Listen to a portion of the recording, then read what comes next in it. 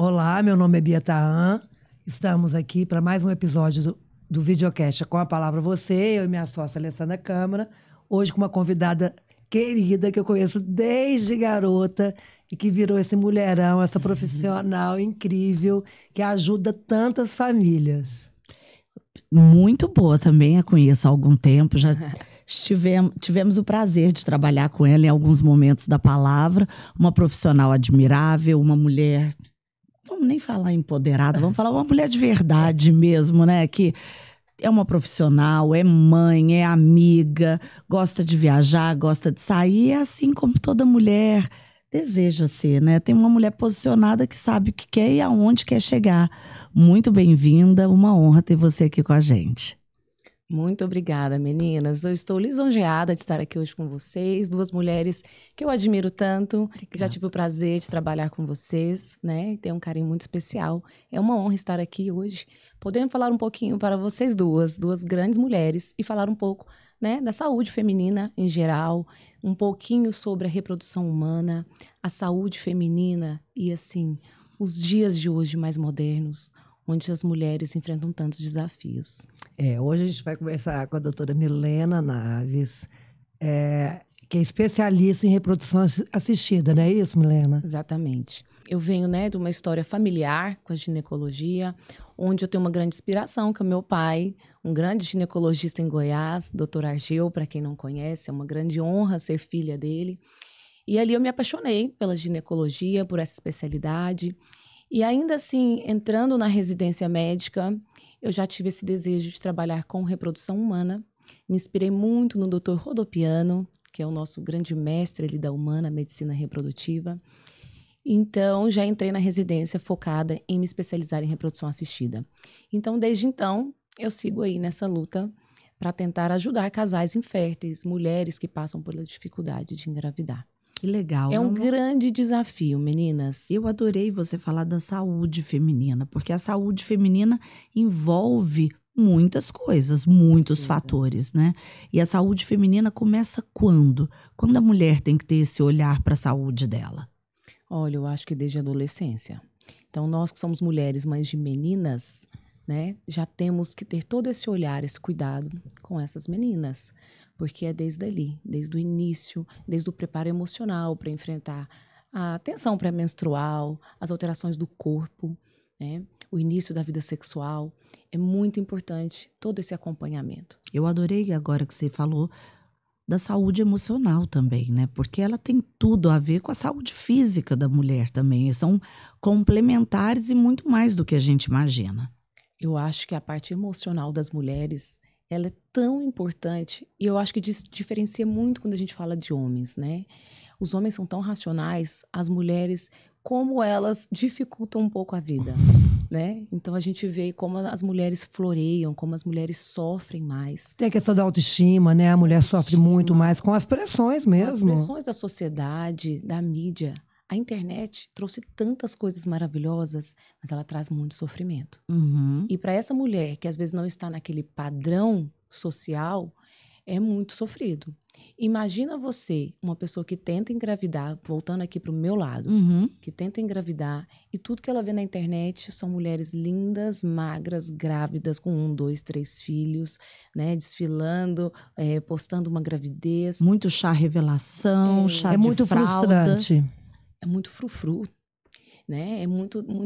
Eu não sei se também um pouco aqui no nosso meio, né, Goiás, parece que eu acho aqui as pessoas um pouco mais exageradas. E muitos tabus também, né? Porque nem tudo que a gente vê na internet foi tão fácil como eles demonstram ser também, né? Com certeza. Existe muita maquiagem por trás da concepção daquele bebê ou daqueles bebês, né? A vida na internet são tudo, nem tudo são flores, né? Como a gente vê. Então, eu acho que tudo isso atrapalha ainda mais o emocional dessas mulheres que estão tentando engravidar. E que conselho você daria para essa mulher que está nos assistindo, que está frustrada, está com dificuldade para engravidar, ela tem por volta dos seus 35, 38, 40 anos? Olha, com certeza, o primeiro passo é procurar uma ajuda especializada, sem sombra de dúvida. Porque senão você fica muito perdida e você fica escutando, às vezes, coisas que não deve ou coisas que só vão te atrapalhar. Então, escutar a opinião da tia, da amiga ou de alguma coisa que você vê na internet, e existem na internet muitos profissionais não qualificados. Com certeza. Esse é um outro perigo. Então, muitas vezes eu recebo pacientes no meu consultório que já fizeram tudo que viram na internet, né? De, assim, simpatia, de Garrafada. de mudar a alimentação, comer inhame, Tem- enfim, acupuntura, enfim, não é que são coisas que não devem ser feitas, tá? Não é isso. Eu acho que essa saúde feminina e muitas vezes os nossos tratamentos são multiprofissionais. Então, o apoio psicológico, a terapia, não só comportamental, mas às vezes uso de acupuntura, a dieta nutricional, tudo isso faz parte do processo. Mas você tem que estar bem orientada. Não pensar que fazer milagres não acontecem, né? Então, às vezes, você fica perdendo tempo com situações que você não tem controle. Quando você vê, não, perdeu foi tempo. Poderia ter feito um tratamento, um acompanhamento E o mais tempo é vezes. muito importante, né, nesse aspecto. Olha, é o famoso relógio biológico, né? As mulheres têm o relógio biológico e cada uma no seu tempo. E o relógio biológico não está acompanhando a nossa modernidade. Ele continua sendo o mesmo. Com certeza. Eu sempre falo para minha paciente, a hora que ela chega no meu consultório, a primeira coisa que eu vou fazer, eu vou avaliar a sua reserva ovariana. Eu vou ver se a sua idade cronológica está de acordo com a sua reserva ovariana. Porque às vezes a gente tem surpresas. Então chega uma paciente jovem de 32 anos, linda, jovem, né? Atleta, No auge bem da sua alimentada. vida. E quando eu faço a avaliação da reserva ovariana dela, uma reserva ovariana diminuída. Então, não são todas mulheres de 32 anos que têm reserva ovariana boa. Então, cada uma tem o seu relógio biológico. É intrínseco ao ovário de cada mulher. Então, falando nisso, a questão do congelamento de óvulos. Em que idade seria adequado essa mulher mulher de 30 anos, ela não encontrou ainda seu parceiro, ela não sabe quando ela vai querer ter esse bebê. É essa fase que ela deveria já se preocupar? Excelente pergunta. Quando eu falo em congelamento de óvulos, se eu puder orientar, se eu puder alertar as mulheres em idade fértil, eu vou orientar, congele os seus óvulos o quanto antes. E o que seria esse o quanto antes? Preferencialmente nessa faixa etária de 30 anos. Por quê? É uma idade que a maioria dos óvulos ainda tem uma boa qualidade. Você consegue congelar uma quantidade boa de óvulos em uma única coleta e você tem um aproveitamento melhor.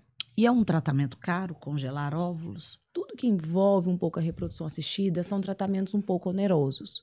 Mas eu falo que é o barato, assim, aquela situação, se você posterga achando que é caro, lá na frente... É a poupança. Isso. É igual um seguro de carro. Você Uhum. faz para, às vezes, nem usar. Uhum. Torcendo para não usar. Exato. Porque se você deixa isso mais para frente, você não vai conseguir ter muitos óvulos e óvulos de qualidade ruim. Isso não vão gerar bons embriões e podem não gerar gravidez. Então, é uma falsa poupança quando você já congela óvulos mais tarde. Você precisa de um número muito maior de óvulos. E aos 30 anos, você, na grande maioria das vezes, tá? Não são todas mulheres, você consegue congelar uma quantidade boa de óvulos em um único estímulo hormonal. E quando você fala de valores, eu falo que preço e valor são um pouco diferentes, né? E é muito importante você poder ter essa liberdade de lá na frente poder decidir, agora eu quero ter filhos. Uhum. E eu tenho como ter filhos. Uma situação muito triste que a gente vê é aquela mulher que quer ter filhos Muito. e não consegue ter filhos. E quando a gente fala de valores, ela paga só nessa retirada ou ela colheu, congelou? Ela paga por ano para manter esses Sim. óvulos congelados? Sim. É um seguro mesmo? Ela paga uma manutenção anual. Mas a manutenção anual ela é irrisória. Os valores são baixos. E esse óvulo pode ficar congelado por quanto tempo? O melhor de tudo, não tem data de validade. Então, você pode congelar esses óvulos por 5 anos, por 1 ano, por 10, por 20 anos. Congelei meus óvulos aos 30, aos 50 anos eu quero usar esses óvulos, você pode usar. Não perde a qualidade dos óvulos. Então, mais um motivo de ser uma técnica muito segura e que deve ser né, orientada para essas pacientes que não têm previsão de ter filhos. E pode acontecer também da ovo-doação, né? Eu congelei meus óvulos, tive filha que não pôde ter filhos por algum motivo. Eu posso doar como avó o óvulo para minha filha fecundar depois, ter um filho. Pode. A doação de óvulos, ela é cada dia também mais procurada. Mas a primeira procura da doação de óvulos, ou seja, a recepção de óvulos, são mulheres que entraram em falência ovariana. Principalmente mulheres que realmente desejaram engravidar mais tarde, 42, 44, 49, 46, 50 anos. E já é uma Até idade... 55 a gente viu aí, né? E assim, essas mulheres, normalmente elas já têm a reserva ovariana diminuída. Então, a grande maioria dessas mulheres nessa faixa etária, a gente já sabe que engravidar com seus próprios óvulos é mais difícil. Uma pessoa que teve um câncer, uma mulher que teve um câncer, Sim, né? também. Pode A situação jovem, dos né? casos oncológicos é um caso à parte que eu faço questão também de explicar, que é muito importante. Mas existem também mulheres jovens que entram em falência ovariana, com 34, com 33. E tem fatores que levam ela para essa falência? Tem alguma coisa ou é genético mesmo? É genético. Existe uma história familiar, às vezes. A mãe entrou na menopausa antes dos 40 anos, com 37. Então, toda vez que uma mulher souber que alguém na família, uma tia, uma prima, entrou na menopausa precocemente, antes dos 40 anos, é bom ter sempre um cuidado e ficar avaliando essa reserva ovariana, porque outra mulher da família pode também vir a desenvolver. Então, nesses casos, a ovorecepção tem um campo muito importante aí, e a gente pode receber esses óvulos doados. Hoje, no Brasil, é permitido 2 formas de receber óvulos doados.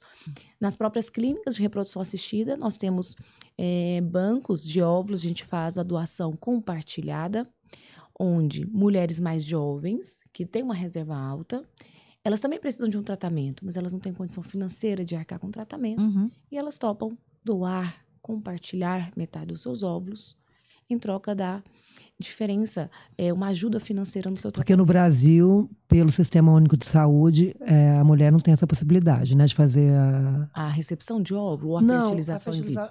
Fertilização in vitro, sim, existe na rede pública, mas no Brasil como um todo são poucos serviços. Em Goiás nós temos, no Hospital das Clínicas, um serviço que é assim, maravilhoso, mas tem todas as dificuldades de ser SUS. Então, tem limitações de número de casos, de idade das pacientes. Uma fila longa. Uma fila de mas que bom que tem. Eu realmente eu não tinha esse conhecimento. Eu achei que só nos países europeus. Não. No Canadá. Temos, mas, por exemplo, Goiás é na fila de espera 2 anos. Não pega pacientes acima de 39 anos aqui no HC. Brasília nós temos, São Paulo nós temos, Rio de Janeiro. Então, temos algumas cidades no Brasil, alguns grandes centros que têm essa tratamento de reprodução assistida pelo SUS. Então, essa possibilidade que você está nos contando para mulheres de baixa renda, essa é uma possibilidade, essa doação. É uma possibilidade o tratamento de fertilização in vitro. Falando assim a nível de Goiás, Hospital das Clínicas, lá não temos o acesso à ovorecepção e ovodoação. Tem a fertilização in vitro comum. Certo? Você pega seus óvulos, junta com os espermatozoides do marido, forma um embrião, e sim. Mas como é mais complexo a doação e a recepção de óvulos, por enquanto não tem ainda no Hospital das Clínicas. E falando sobre os casos oncológicos, é a outra indicação mais importante de se congelar óvulos. Exemplo, uma mulher jovem fez um diagnóstico de câncer de mama. Ela vai ter que fazer uma quimioterapia, uma radioterapia. Ela tem 32 anos, às vezes é casada, às vezes tem namorado, mas não tem filhos. Então, é importantíssimo. Às vezes tem um filho só e não sabe, né? Exato. Importantíssimo a informação pelo mastologista, pelo oncologista, para essa paciente, incentivá-la a congelar seus óvulos. E ela tem que fazer esse congelamento antes da quimioterapia. Então, geralmente, são tratamentos que a gente inicia de imediato. A gente gasta em torno de 12 dias para induzir a ovulação, colher esses óvulos. São tratamentos rápidos. E que a gente tem tido muito sucesso quando a gente tem aí essa boa orientação dos médicos e a paciente nos procura. A gente consegue, graças a Deus, congelar esses óvulos. Já temos muitas histórias de sucesso de pacientes que curaram do câncer, depois voltaram, descongelaram seus óvulos, formaram seus embriões e tiveram suas gestações. E quando ela congela esse óvulo, ela pode congelar só o óvulo ou ela já pode congelar o que a gente chamava antigamente de bebê de proveta? O embrião. O embrião. Ela pode optar pelas 2 situações. Eu sempre falo que quando você já é comprometida, seja casada, noiva, a opção do congelamento de embriões surge. E eu gosto muito de congelar embriões, porque o embrião, ele já é um produto final. Ele é mais forte, vamos dizer assim, né? Mais resistente ao congelamento, ao descongelamento e uma possível gravidez. Quando eu congelo só o óvulo, é apenas o gameta. Eu tenho que descongelar esse óvulo, juntar com o espermatozoide, fertilizar e lá na frente formar um embrião. Então, em alguns casos congelamos embriões, em outros casos congelamos óvulos. Quando é uma mulher solteira ainda, ou não é um relacionamento... Porque é importante que essa pessoa saiba que o congelamento de óvulos, se ela congela o embrião, ela vai ficar presa nesse embrião. Se acontece alguma coisa nesse relacionamento, ela termina esse relacionamento, ela não vai ter como aproveitar esse embrião. E já existem leis que amparam nesse caso, quando é um embrião. É quando separei, mas eu tenho um embrião congelado e eu quero ter aquele filho. Ela tem que pedir autorização daquele homem. Quando o embrião ele é congelado, ele é do casal. Então, nenhum das partes podem utilizar aquele embrião sem o consentimento do outro. É um filho, né? É um filho. Então, por isso que tem que ser muito bem pensado. Então, muitas vezes eu falo para paciente, é melhor, às vezes, se você for pensar na sua fertilidade, preserve seus óvulos. Milena, me conta uma coisa. Por que hoje a gente tem a percepção de que as mulheres têm mais dificuldade, os casais têm mais dificuldade para engravidar? Essa é uma pergunta muito importante, né? E por quê? Porque as mulheres hoje, elas estão postergando a gravidez. Então, as mulheres hoje, elas têm outras prioridades. Antigamente, na época das nossas avós, tias e mães, elas casavam muito cedo, tinham filhos muito cedo. E hoje não. Então, muitas mulheres querem desbravar o mundo, querem uma estabilidade financeira, profissional, passar num concurso público. E com isso, elas vão postergando a gravidez. E às vezes tem até dúvida, né? Se querem mesmo ser mais, né? Com certeza. Hoje temos muitas mulheres modernas que não desejam ter filhos. Então, essa dúvida, essa busca pela autoafirmação, pelo empoderamento da mulher, eu não gosto muito desse termo empoderamento, mas ele existe, né, de uma forma ou não. Então, as mulheres estão deixando para engravidar mais tarde, seja aos 35, seja aos 38. E essas mulheres hoje, elas têm medo dos 40 anos.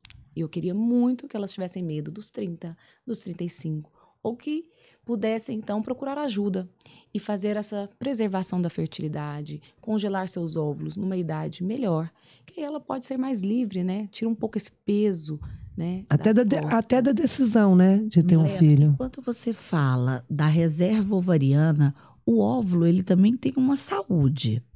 A partir de alguma idade já é predeterminado que aquele óvulo pode desenvolver, trazer bebês com algum tipo de doença ou algum tipo de transtorno, eu não sei como é que fala. Alterações genéticas e cromossomopatias. Importantíssima essa pergunta também. É exatamente a principal dificuldade, o maior problema das mulheres deixarem para engravidar mais tarde é esse. Porque além de diminuir a quantidade dos óvulos, que é a reserva ovariana, a qualidade dos óvulos não ficam tão boas. Então, com isso, as mulheres começam a ter muito desarranjos estruturais, alterações genéticas na qualidade desses óvulos, nos cromossomos. E com isso aumenta a incidência de abortamento, a incidência de alterações cromossômicas, como exemplo, síndrome de Down, síndrome de Turner, síndrome de Patau, tem inúmeras, milhares de alterações cromossômicas. Então, com isso, essas mulheres têm mais dificuldade para engravidar. Aí você me pergunta, qual idade? Acima de 38 anos, o risco já aumenta consideravelmente.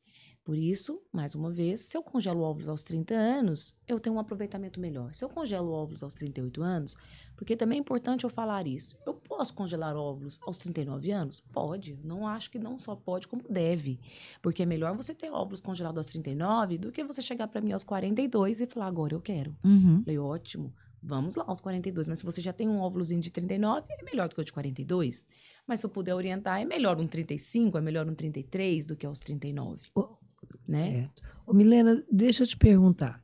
Em média, quanto tempo... Eu sei que é uma pergunta meio capciosa, porque varia de organismo, de pessoa para pessoa. Mas, em média, quanto tempo uma pessoa em tratamento ela tem esse sucesso? Engravida. Engravida. Muito bom. Em média, 1 ano. Porque tudo é um pouco demorado, moroso, vamos dizer assim. Porque às vezes a paciente vai ao consultório, As que são práticas e objetivas, é rápido. Às vezes, em 2 meses, a paciente está grávida. Se tem um fator masculino leve, se a parte feminina também não tem tantos problemas, se a paciente é jovem, o prognóstico é muito bom. Mas a média hoje dessas mulheres que nos procuram para engravidar é uma média de pacientes entre 36 e 37 anos. Se eu for considerar desde a de 27, desde a de 50 que nos procura, né? Então, com isso, elas demoram, porque às vezes você faz um diagnóstico que existe um problema que não está favorecendo a gravidez espontânea. Mas às vezes a paciente, ela demora, vem aí a parte emocional.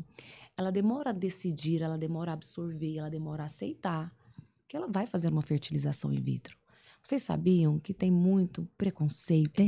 Era o assunto que eu queria entrar. Precisa se falar mais sobre isso e falar com naturalidade. Exato. Porque a gente vê muitos casos de mulheres que se submetem a esse tipo de tratamento, tanto do congelamento quanto da fertilização. E elas mesmas são as primeiras a não contarem que fazem isso. Por preconceito, por medo, por vergonha, e ao mesmo tempo elas continuam mascarando isso para outras mulheres, até mesmo para as próprias filhas, que elas já Sendo que é têm. utilidade pública, né? Que precisa desmistificar. Isso é uma coisa natural, é uma coisa da nossa modernidade mesmo, de opções que nós fizemos lá atrás, e por falta de aconselhamento, de informação, a gente não teve isso, porque eu venho de uma geração onde que minha mãe nem sabia que isso era possível. E minha mãe não conseguiu me aconselhar. Hoje eu já sou mãe de uma mulher de 27 anos, e que é ótimo eu estar batendo esse papo aqui com você, porque eu vou chegar em casa e quero ter uma conversa franca com ela. Olha, Júlia, você já está chegando aos 30, não casou ainda, já vamos começar a pensar nisso, vamos pensar junto, de mãe para filha, de 2 amigas. E eu tenho casos de amigas, de conhecidas, de histórias que a gente ouve falar, que estão tendo gestações aí com 40 mais e que não contam, que se submeteram. Exatamente. Isso é muito mais comum do que vocês imaginam. É interessante, eu atendi uma paciente essa semana, ela tem 37 anos, médica, já tem uma filha, e veio porque está tendo dificuldade para engravidar do segundo. E ela me falou assim: Milena, você acredita que todas, assim, a maioria das minhas amigas do meu convívio, todas fizeram fertilização in vitro?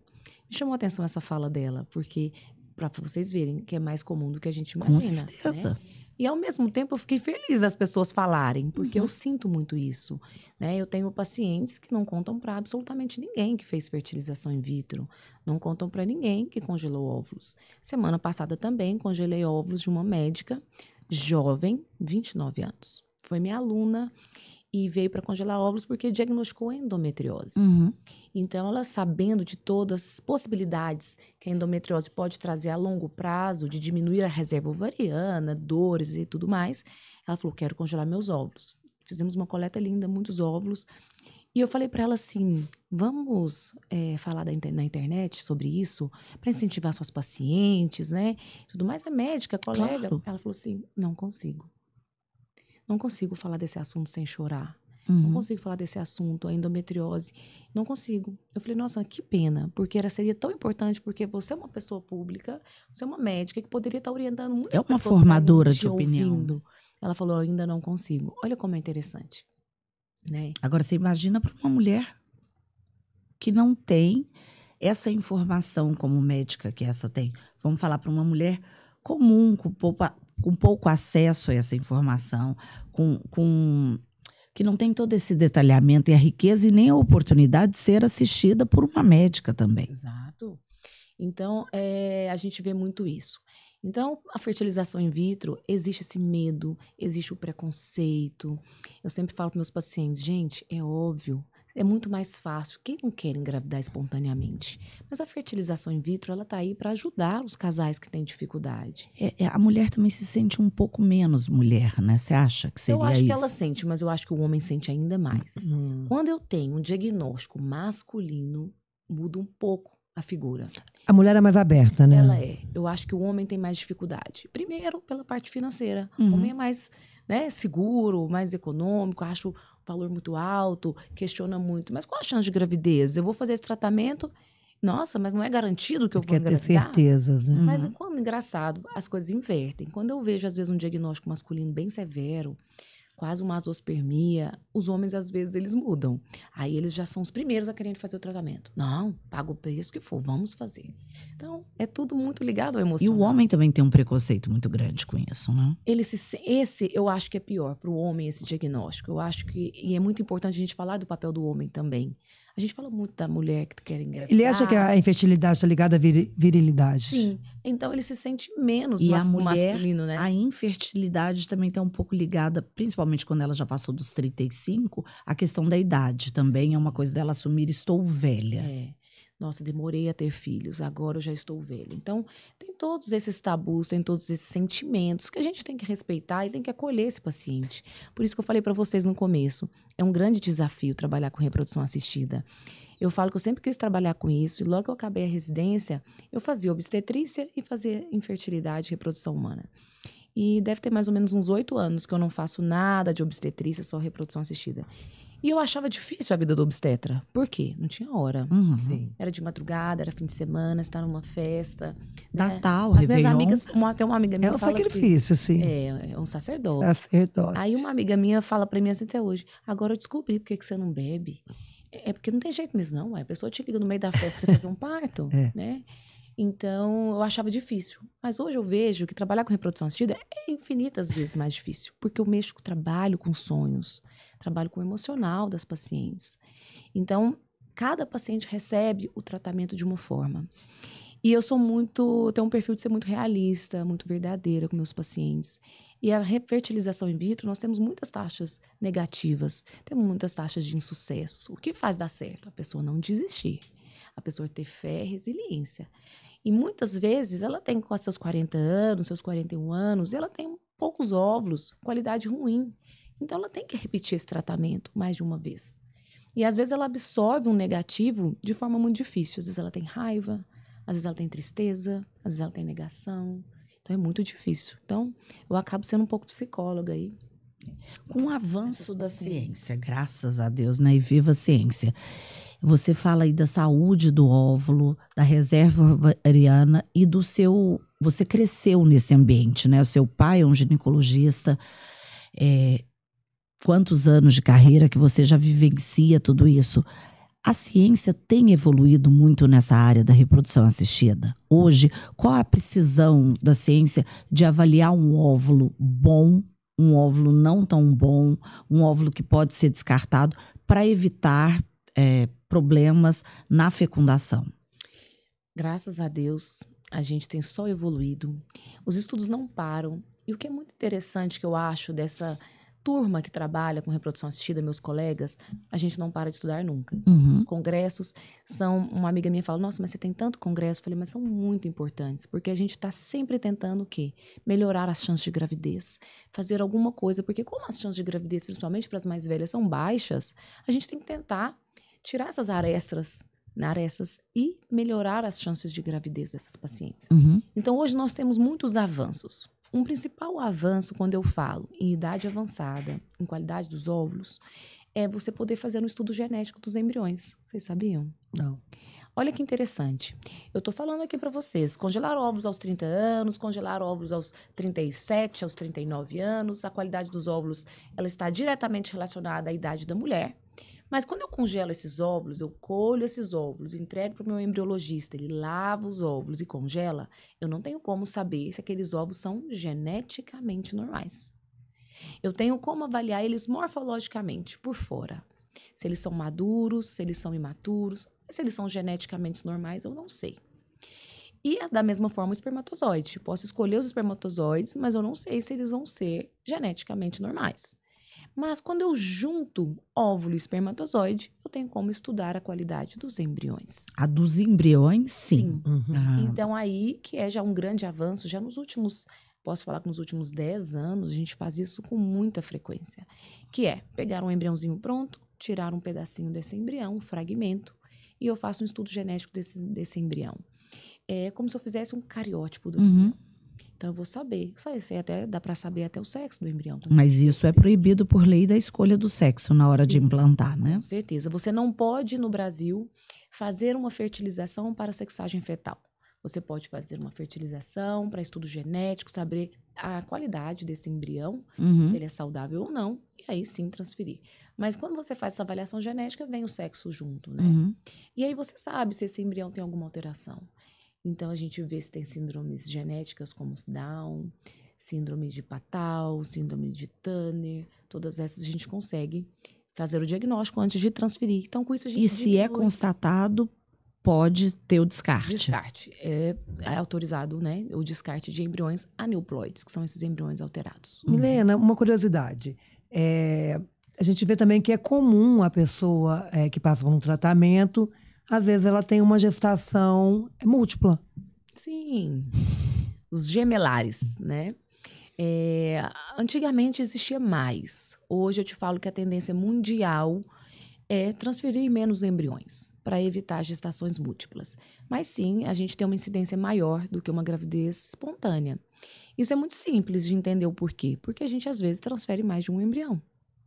Mas, se você me perguntar como obstetra, como ginecologista e como meus pacientes me perguntam, doutora, vamos transferir quantos embriões? Eu vou falar, a minha opinião hoje é sempre transferir um embrião. Eu prefiro.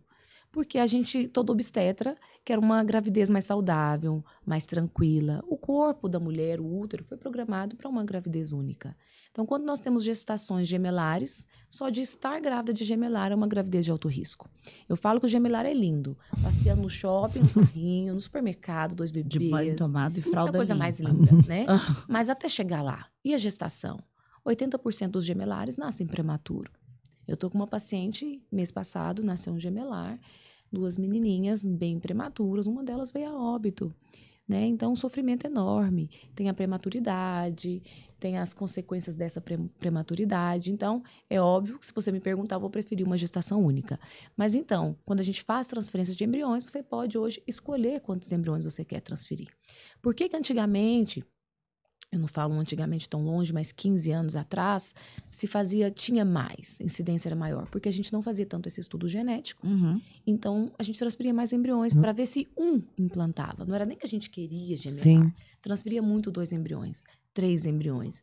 Já fiz 2 fertilizações, não engravidei. Então, agora eu vou transferir 3 embriões. Então, Aí teve os muito 3. isso. Nós temos, né, alguns casos aí conhecidos, né, próximos a nós, de trigêmeos, né? Mas hoje tem menos. E acontece de você implantar um único embrião. E quando esse embrião tá lá, bonitinho, ele dobra, Sim. ele vira... Pode acontecer, como é naturalmente. No natural. Pode acontecer, mas é raro. É 1 a 2%, né? Eu falo para vocês, eu tenho 16 anos que eu trabalho só com reprodução assistida.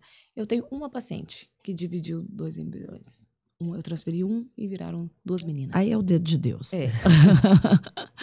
Aí foge só da questão médica. Exato. Também. Ô, Né? Milena, a questão da reprodução assistida também é muito importante para casais homoafetivos, né? Muito. E cada dia mais. Eu tenho um público enorme de casais homoafetivos. Eles moram todos no meu coração. E eu fico muito impressionada e feliz de poder ajudar esses casais. Temos muito mais mulheres do que homens. Porque a reprodução assistida para os casais homoafetivos masculinos é um pouco mais complexa, porque eles não têm útero. Então exige uma nós barriga... temos 2 fontes de espermatozoides, não temos óvulos e não temos útero. Então o processo é um pouco mais complexo por isso, porque primeiro nós precisamos de um útero de substituição, que pode ser algum familiar de até 4º grau, de ambas as partes. Que eles chamam de barriga solidária hoje. E, além disso, eu preciso do óvulo doado, que aí ele pode comprar esses óvulos num banco de óvulos ou entrar numa dessas doações aí compartilhadas aí das clínicas. Então, a procura é menor. Mas o casal homoafetivo feminino, a procura é enorme. E temos diferentes tipos de tratamento. Eu tenho casais que chegam para mim, onde uma quer gestar e a outra quer ser a doadora dos óvulos. Ou eu tenho uma que quer ser a portadora dos óvulos e quer gestar. Então, temos várias possibilidades, né? Como temos 2 úteros e 2 possibilidades de óvulos, isso está cada dia mais frequente. Aqui no Brasil só existe a possibilidade da barriga solidária? Em que sentido? Não, porque em outros países tem a barriga de aluguel, né? Sim, são coisas diferentes, são né? diferentes. Porque a barriga de aluguel tem um fim comercial, você paga por aquela pessoa gestar para você. Isso no Brasil não é permitido. Então, quando você não tem uma pessoa da família até 4º grau, você tem que pedir autorização judicial para ser uma amiga, por exemplo. Ah, minha amiga quer doar o útero para mim. Então, faz uma avaliação judicial, uma avaliação ética no CRM. Todo o amparo legal, né? Aí, se for permitido, pode também. Mas tem que passar por essa avaliação. E essa mulher que faz a barriga solidária, pode ser ela também a doadora do óvulo para um casal homoafetivo masculino? Não pode. Não pode, né? Porque o óvulo doado, ele tem que ser anônimo. Ah, tá. O óvulo doado no Brasil só é permitido ser conhecido hoje. Tem mais ou menos 3 anos que isso foi permitido. Antigamente não era absolutamente 100% anônimo. Parentes. Então, parentes de até 4º grau, por exemplo. Se a sua filha, Júlia, se você quiser engravidar hoje, você pode pegar um óvulo da Júlia. Entendi. Você pode. Então, nesse caso, se for um casal homoafetivo, se for uma irmã e ela topar doar o óvulo e gestar, pode. Mas se for um óvulo de outra pessoa, de uma amiga, não pode. Entendi. E a mulher pode escolher também, ou a mulher ou o homem que vai no banco de óvulo, tem um cardápio lá das características que ela quer? Sim, existe. Você pode ter uma série de critérios e características que você escolhe. Eu tenho algumas pacientes que gostam muito de escolher os sêmens, principalmente internacionais, porque a gama de informações são maiores. O detalhamento. Então, e é bem completo. Hoje, tanto os bancos nacionais quanto internacionais, eles têm até estudo genético desse doador. Mas tem a característica olhos claros, cor dos olhos, cor do cabelo, altura. Muitas vezes a pessoa até escolhe para que esse filho seja mais parecido com a família, né? E você sabe que alguns sêmens, amostras de sêmen internacional, o doador permite saber quem ele é. Tem uma paciente minha que me contou esses detalhes, ela já está com 2 bebês, é um casal homoafetivo feminino, elas têm 2 bebês do mesma amostra seminal. E elas já sabem quantos filhos esse doador tem no mundo, são 5. E aos 18 anos, ele permite, se essa criança quiser conhecê-lo. Olha que interessante. Bem moderno. Mas vamos entrar nesse assunto, porque com o aumento cada vez mais desses bancos espalhados pelo mundo, a globalização que a gente vive, vai chegar num ponto e com as mulheres cada vez mais adiando a sua primeira gestação, indo para 30, 40, 50 a mais, daqui a pouco a gente vai ter que ter um certo cuidado. Eu acho que já tem, né? De consanguinidade. Exatamente. Sim, hoje para você doar óvulo tem todo um critério de um raio de 1.000 quilômetros. Uma mesma doadora não pode doar 2 vezes, né? Tem todos esses critérios para evitar esse cuidado. E os homens também, os doadores, também têm esses critérios. Por isso, esses bancos de sêmen são muito rigorosos. Você não pode ficar a mesma amostra para várias pessoas da mesma cidade. Tem vários critérios para evitar isso. Teve até um escândalo recente de um homem que doou muito. Eu ouvi alguma coisa na imprensa fora do Brasil. Mais de 100, 500, não sei. Era um número bem E alto. isso gerou uma polêmica que descobriu e os riscos que isso poderiam acarretar. E eles começaram a mapear quem são os filhos. Possíveis filhos. Milena, eu ia te chamar de Carol. Eu queria que você desse um recado, um conselho para a mulher que está nos escutando agora, que ela está, aí, às vezes, desesperançosa, né, querendo engravidar. O que você falaria para essa pessoa? Bem, tem vários perfis de mulheres, né, que possam estar nos escutando aqui. Mas o mais importante é falar para elas que se esse sonho, esse desejo de engravidar, se ele existe, para ela não desistir, para ela seguir nesse propósito, procurar ajuda especializada. Eu sempre falo, enquanto existir útero, enquanto existir ovário, é possível uma gravidez. E a gente testemunha tantos milagres, são tantas histórias lindas que eu já pude vivenciar, né, palpar. Eu já tenho até algumas afilhadas com o nome de Milena.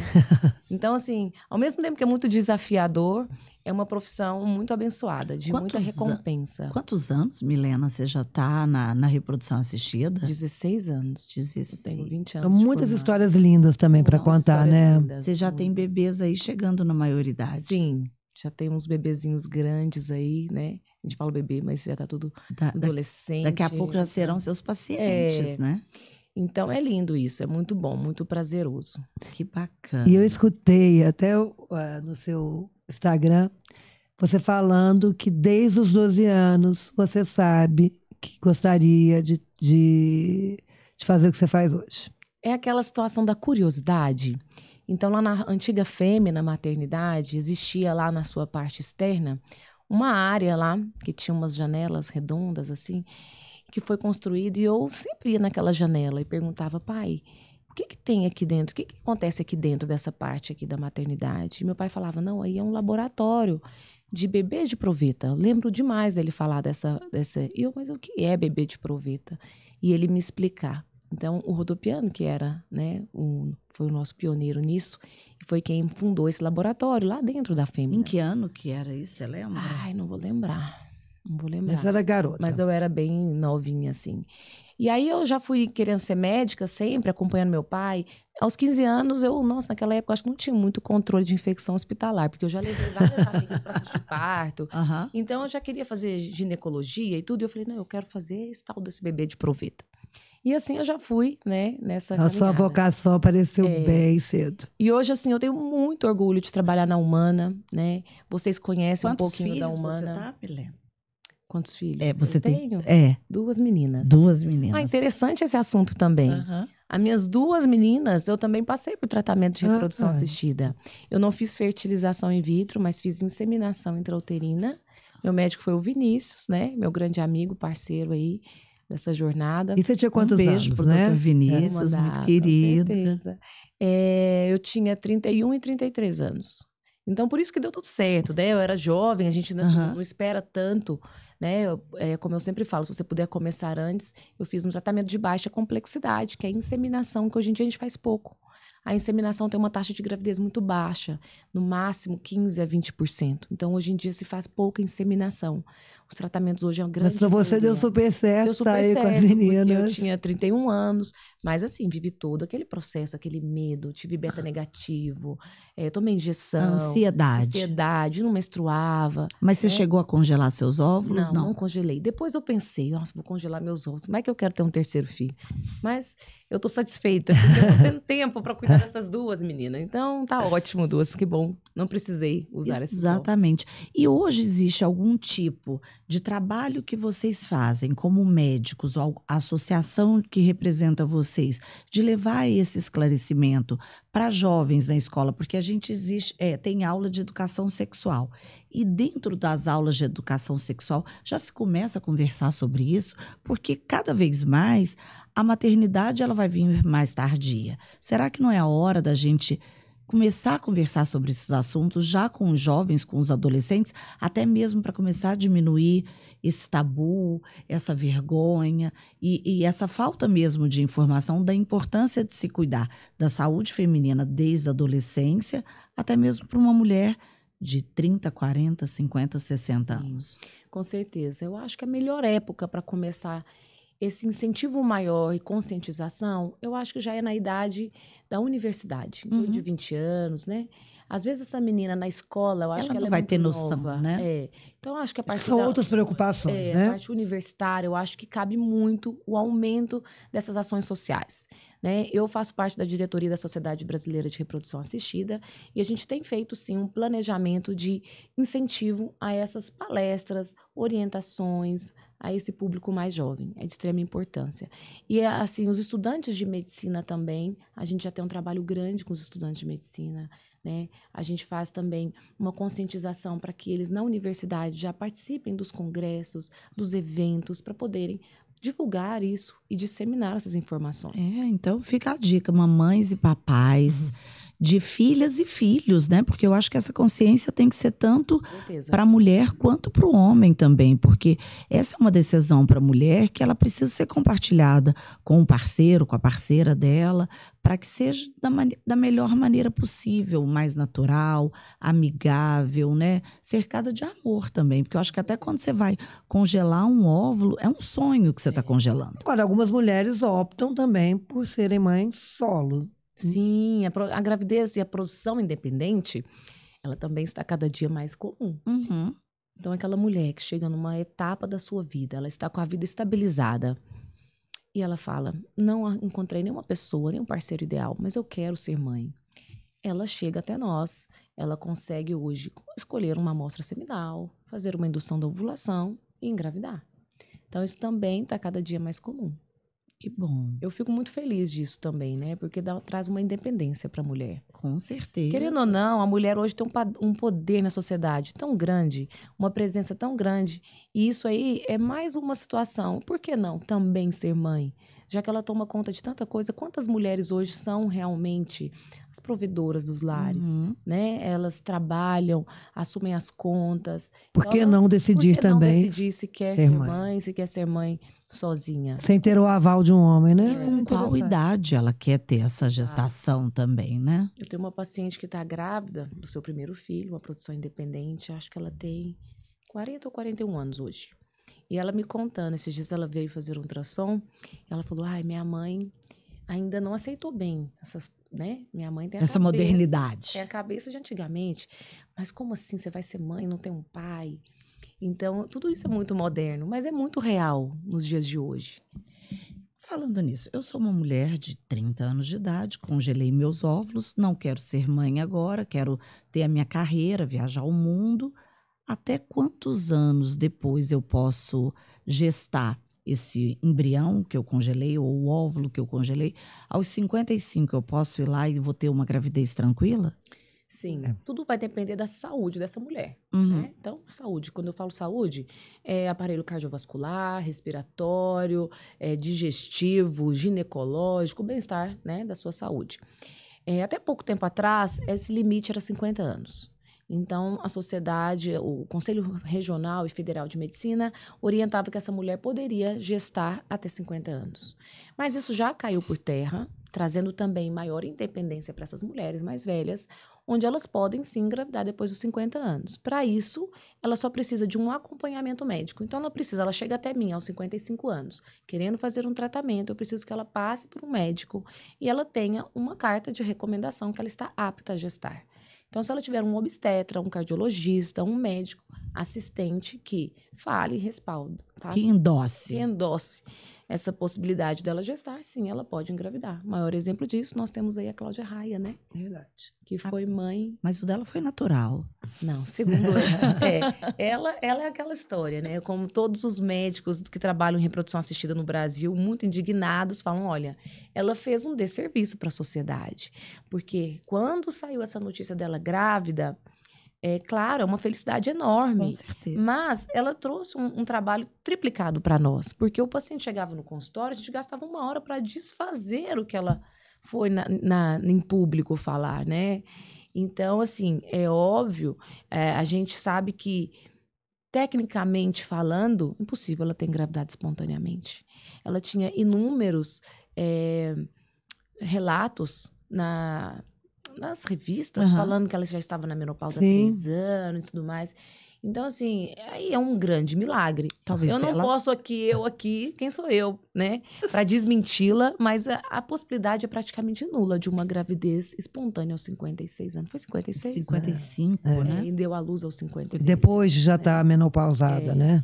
Então, mas a gente tem que respeitar. Às vezes tem algum outro problema ou fator que ela não quis expor isso, né? Tem empatia também com as dores dela. Eu só penso que poderia falar assim, fiz um tratamento.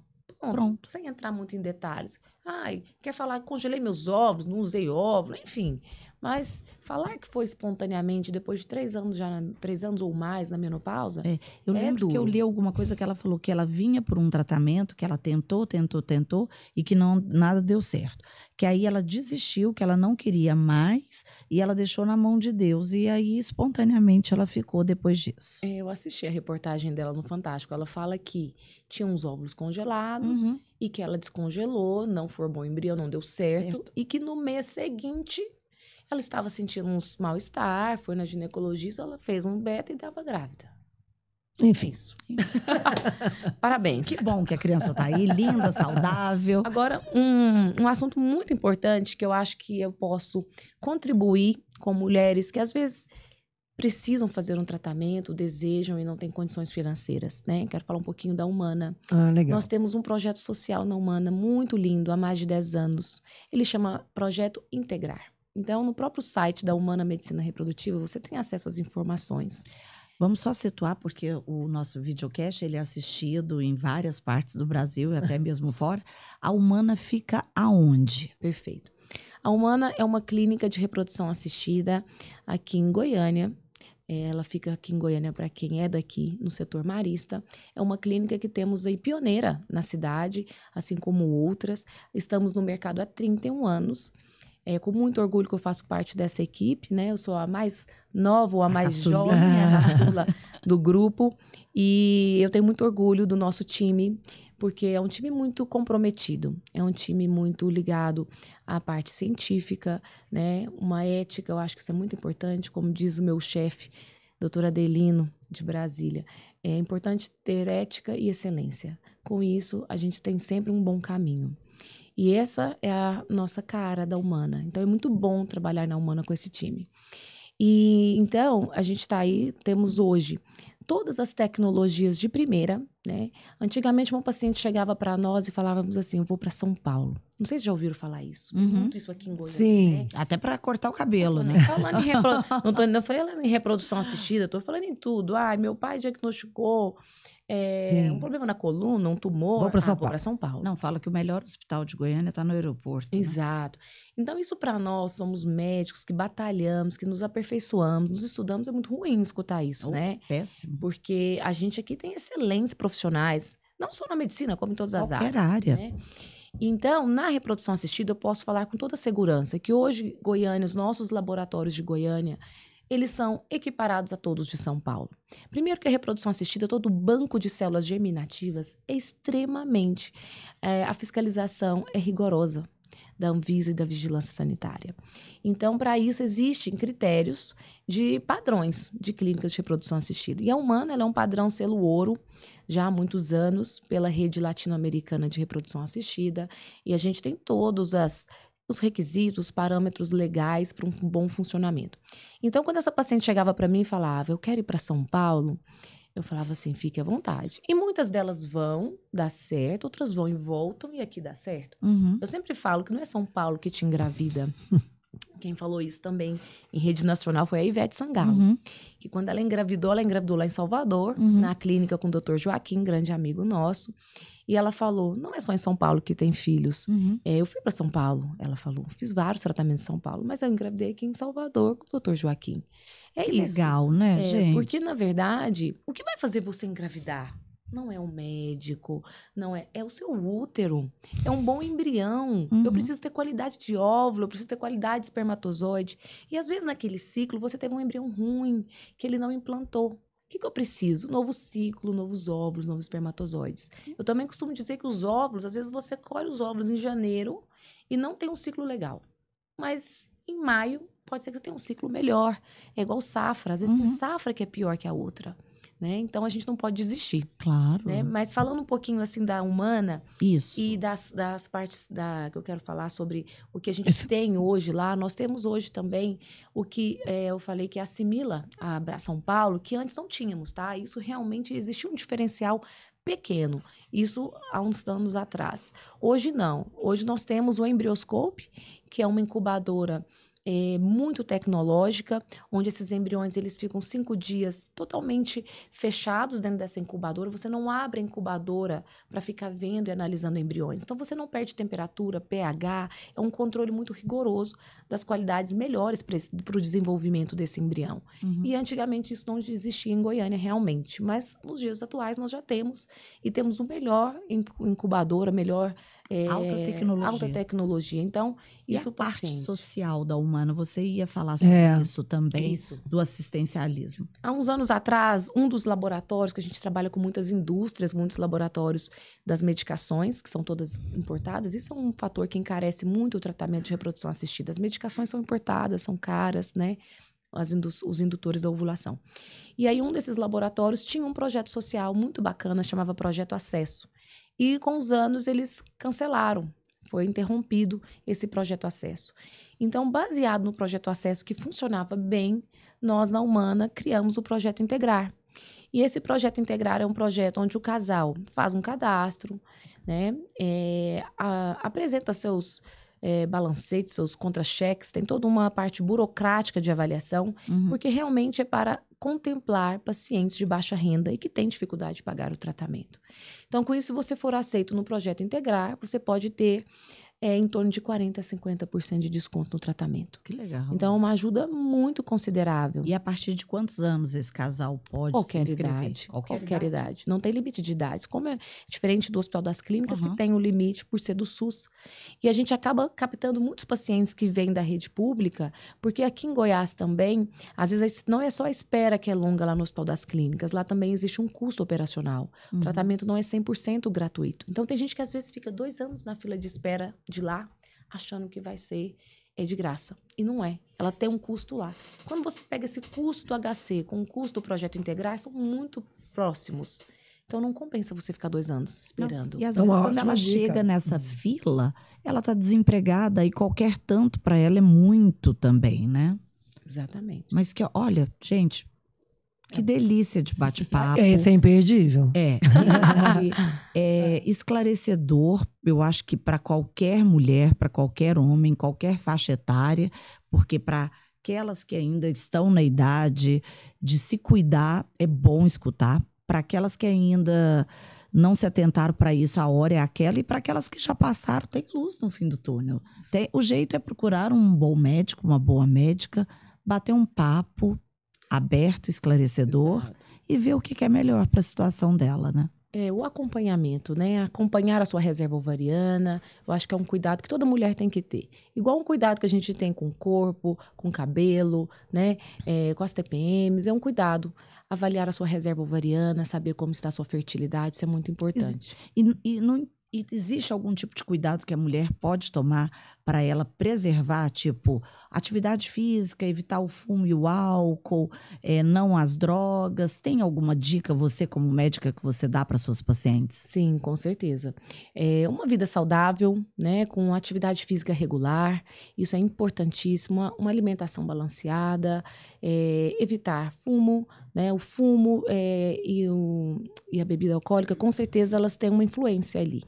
Principalmente também na qualidade seminal. Então, homens que fumam e bebem, eles têm uma pior qualidade seminal. Então, de um modo geral, tanto para homens quanto mulheres, o hábito de vida saudável, com certeza, é primordial para uma qualidade de vida e também qualidade da reserva ovariana, da qualidade do óvulo, da qualidade do sêmen, sem sombra de dúvida. Os anticoncepcionais não atrapalham? Não atrapalham em nada. Inclusive, por exemplo, uma paciente que usa DIU, que também é muito frequente hoje em dia, ela pode congelar seus óvulos sem mesmo retirar o DIU. Que maravilha. Milena, muito obrigada por esse bate-papo tão esclarecedor, que eu tenho certeza que tem muitas mulheres e homens que vão nos assistir e vai abrir um novo mundo para eles, de esperança. Eu fico muito feliz pelo convite, pela oportunidade de estar aqui, porque é mais essa sensação de poder compartilhar uma informação que às vezes não tem acesso às nossas pacientes, as mulheres, né? Elas demoram a chegar até nós. Então, a possibilidade de estar aqui com vocês hoje é maravilhosa, principalmente por isso, para a gente poder compartilhar essas informações. Se vocês sabem que às vezes as pacientes, o que elas mais relatam, nós não falamos disso. Tem tempo para falar? Tem, por favor. A paciente demora a chegar até nós porque ela vai no ginecologista a vida inteira. O ginecologista geral não enfatiza a importância de congelar os óvulos. Não encaminha ela para isso. Ela demora. Hoje, assim, claro que cada dia que passa isso tem aumentado, mas muitas reclamam disso. Ninguém nunca me orientou que eu tinha que congelar meus óvulos. Ninguém nunca me falou que a idade ia me trazer um prejuízo na minha reserva ovariana tão grande. Então, o papel do ginecologista é essencial, é crucial para que essa mulher consiga ainda preservar sua fertilidade, caso seja necessário. Que maravilha! Olha, Milena, muito obrigada por todas essas informações que você compartilhou aqui com a gente. Fica a dica para você que está aí nos assistindo. Tem aquela amiga, parente, filha da sua amiga. Compartilhe esse vídeo com ela, esse nosso videocast. Tenho certeza que vai ser útil, que vai ajudar muitas mulheres a realizarem os sonhos de ser mãe ou saber planejar o seu sonho de ser mãe também. Muito obrigada, você que está aqui com a gente. Curta nosso vídeo, compartilhe, assine o nosso canal e muito obrigada pela sua companhia. Obrigada, Milena. Obrigada, Bia, por mais esse videocast com a palavra você.